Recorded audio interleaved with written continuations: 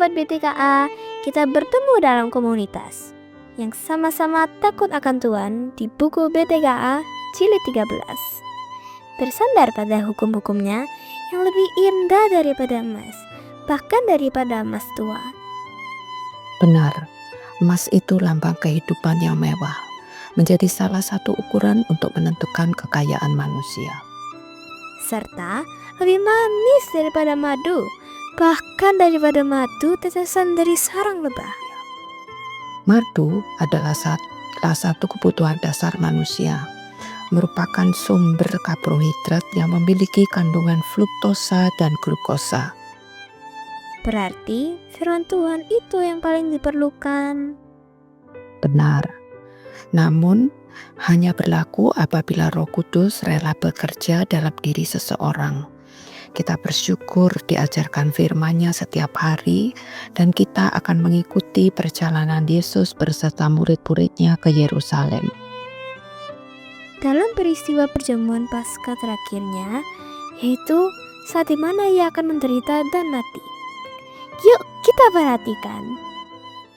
Anak-anakku yang terkasih dalam Tuhan, kita bertemu kembali di dalam renungan kita pada hari ini. Dan kita mau berdoa terlebih dahulu ya. Bapa di surga, kami datang sekali lagi untuk mendengarkan firman Tuhan. Tolonglah kami agar dapat memahami firman Tuhan dan kami betul-betul bertumbuh menjadi anak Tuhan yang setia dipakai Tuhan. Di dalam Yesus Kristus kami sudah berdoa. Amin. Nah, anak-anakku, hari ini kita akan mendengarkan renungan dengan judul Penghakiman Sang Raja, diambil dari Lukas pasal 19 ayat 11 sampai 27. Apakah itu penghakiman Sang Raja? Nah, saya mau kasih ilustrasi terlebih dahulu seperti ini. Nah, anak-anak, Tuhan Yesus memberikan satu perumpamaan bahwa ada seorang yang begitu kaya raya. Dia adalah seorang bangsawan, ya. Dan bangsawan ini akan pergi ke satu negeri yang lain. Nah, bangsawan ini akan dinobatkan sebagai raja di sana. Tetapi ia akan kembali ke tempat asalnya tersebut, ya, di mana ia meninggalkan daerahnya tadi, tempat asalnya itu. Sebelumnya bangsawan itu akan memberikan kepada karyawan-karyawannya, anak buahnya, 10 orang anak buahnya diberikan masing-masing uang 1 mina. Nah, bangsawan itu kemudian memberikan kepada anak buahnya yang pertama untuk mereka betul-betul mengelola uang ini ya, baik-baik ya. Uang yang kelima kepada karyawan yang kelima. Lalu dia bagi sampai kepada karyawan atau anak buahnya yang ke-10 itu. Ya. Wow, adil bukan? Ya. Ya. Tentunya bangsawan ini bisa dibilang sebagai orang yang adil. Karena apa? Dia tidak pilih kasih. Ya, ke setiap orang bangsawan itu memberikan masing-masing uang sama rata 1 mina. Nah, kemudian dia kembali dari negeri yang jauh tadi, lalu dia kembali lagi dan dia menagih kepada anak-anak buahnya, kepada karyawan-karyawannya bagaimana uang yang pernah dia berikan. 10 orang yang tadi sudah menerima uang masing-masing 1 mina oleh si bangsawan itu dipanggil. Ya. Hanya memang Alkitab tidak menjelaskan anak-anakku. Ke-10-10-nya dipanggil semuanya. Alkitab menjelaskan hanya diberikan contoh 3 saja yang dipanggil. Ya. Lalu kemudian mereka kemudian melaporkan. Ya. Yang pertama, hamba yang pertama mengatakan bahwa Tuanku, aku sudah menghasilkan uang dari 1 mina yang engkau berikan kepadaku.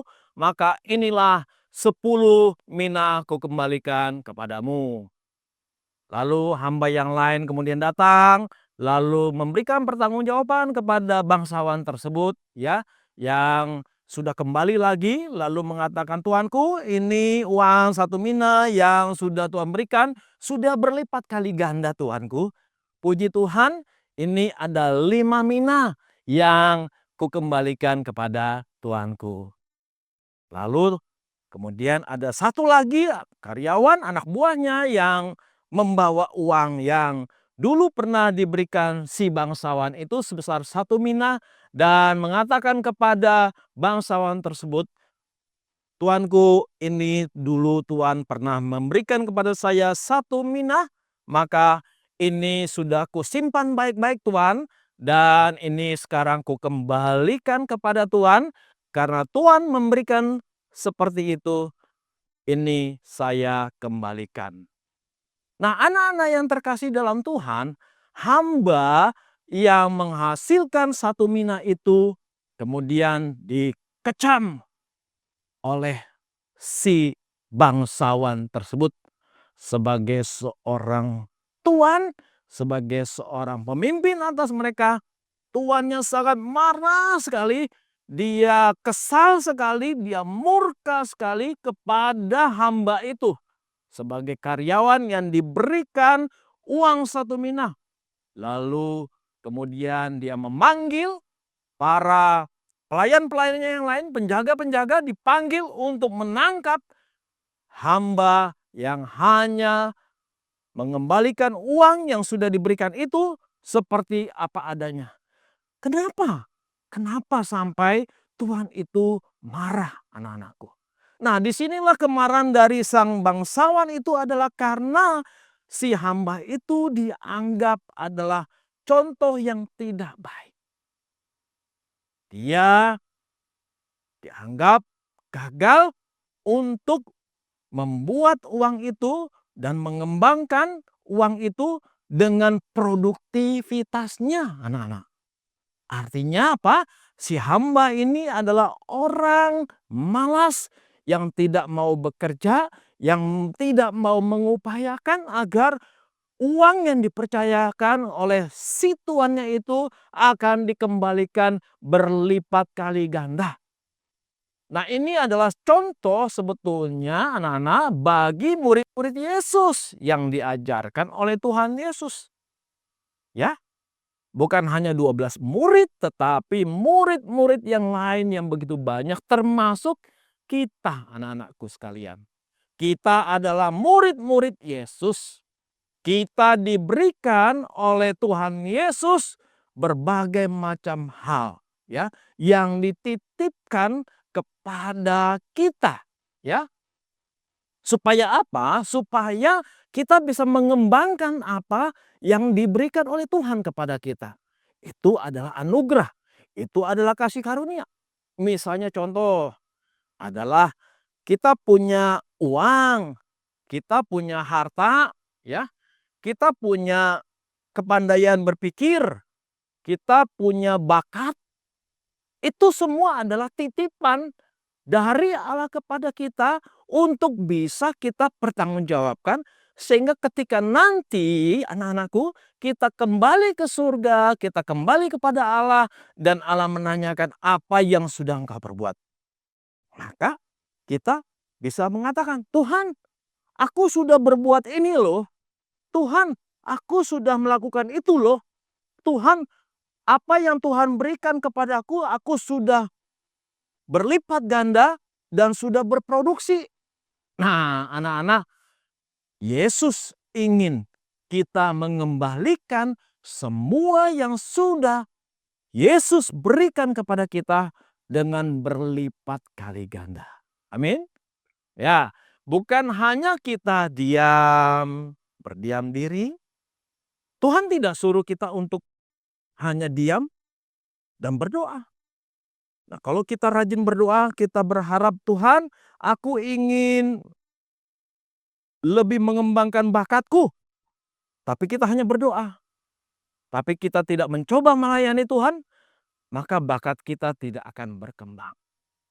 "Tuhan, aku ingin lebih pintar dan memakai pikiranku, otakku untuk berkembang melayani Tuhan. Tapi kita tidak sungguh-sungguh mau mengembangkan potensi pikiran kita, maka kita tidak akan menjadi orang yang pintar. Tuhan ingin kita tidak bermalas-malasan, berdiam diri, berpangku tangan. Tuhan ingin agar kita rajin belajar, kita rajin bekerja, kita rajin melayani, dan kita melibatkan diri dengan berbagai hal-hal yang lain di dalam profesi kita. Ya, kalau sekarang kamu hanya murid sekolah, ya kamu melakukan tindakan-tindakan yang sesuai dengan seorang murid sekolah. Rajin belajar, ya, rajin bekerja membantu ayah dan ibu di rumah, ya. Itu pun adalah satu pelayanan anak-anak, ya. Yakni ketika engkau membantu ayah dan ibu di rumah, kamu sedang melayani Tuhan. Ketika engkau sedang belajar dan engkau berprestasi sampai kemudian mampu menjadi seorang juara di dalam olahraga, di dalam hal dunia seni, dan lain sebagainya, engkau sebenarnya sedang melayani Tuhan. Nah, kiranya kalian semua boleh dipakai oleh Tuhan dengan apa yang Tuhan sudah titipkan kepada kalian, kalian bisa kembangkan. Mari kita bersatu di dalam doa. Terpujilah Engkau, ya Tuhan Yesus, yang sudah memberikan kami berbagai potensi, kemampuan untuk bisa kami kembangkan. Jadikan kami anak-anak yang rajin, yang sungguh-sungguh bekerja, belajar dengan baik untuk mengembalikan semua hormat kemuliaan hanya bagi nama Tuhan Yesus. Amin.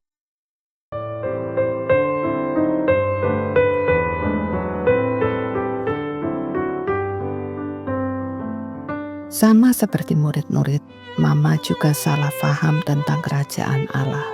Karena itu Mama mau berbagi supaya teman-teman juga dipenuhi kepedulian yang sungguh-sungguh. Jadi bukan dengan harapan-harapan yang muluk.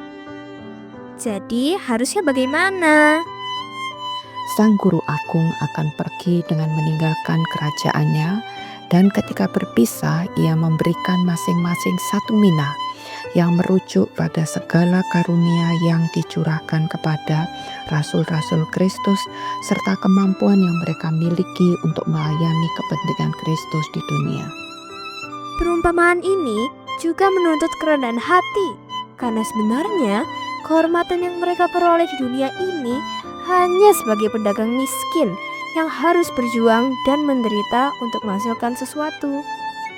Oh benar ya, kita bukan rabos atau saudagar kaya. Namun, hamba Tuhan yang harus hidup sederhana demi kepentingan majikan kita yang sesungguhnya. Terima kasih buat perintahnya. Kita mau lanjutkan baca Lukas 19 ayat 28 sampai 38. Salam.